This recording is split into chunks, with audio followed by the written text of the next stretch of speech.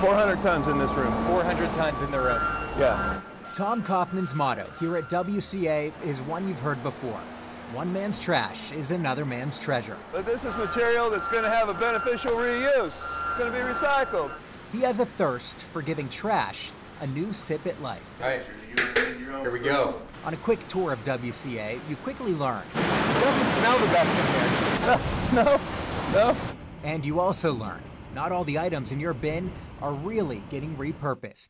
WCA processes about 4,000 tons of material a month, from thousands of milk jugs to even more aluminum cans. These messy mountains get condensed to sorted squares. But about 25% of what people think can be recycled, And there's no shortage of trash. shouldn't even be here. There's your diaper. Yep. Wood. Really? Yeah. Wood? No. No wood. And would you believe this one? What the hell are we supposed to do with 100 bowling balls a day? The list goes on and on.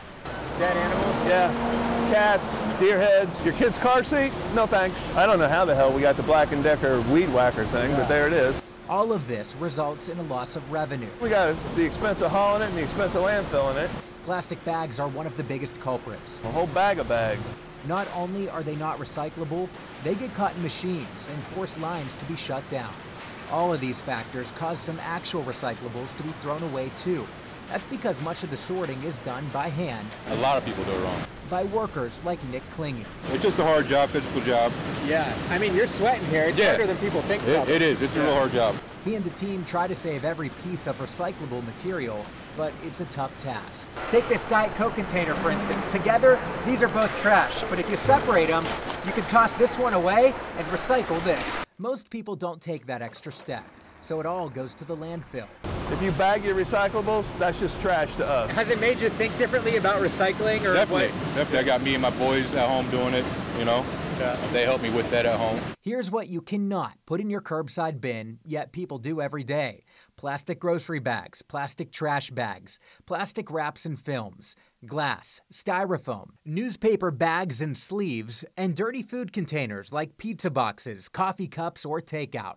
There are other programs that'll take many of these items, but if you send them here, Then they just end up being wasted. It ends up being wasted, correct. Okay. Michael Shaw is Kansas City's manager of solid waste. They're telling us what they want to recycle. We just got to figure out a better way to do it. Our processes haven't really caught up with all our demands and needs of our community. He says the recycling industry is seeing historic lows.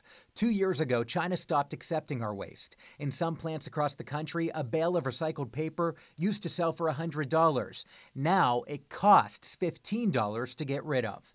The Solid Waste Association of North America says since then, many recyclables are now being sent to landfills, and they're worth 50% less. Nationally, that's an estimated loss of $400 million each and every year. With a very tough market that we're in currently, value is very, very important. So the next time you put your bin by the curb, be sure you're doing it right, and make sure your intended good deed isn't actually adding to the harm.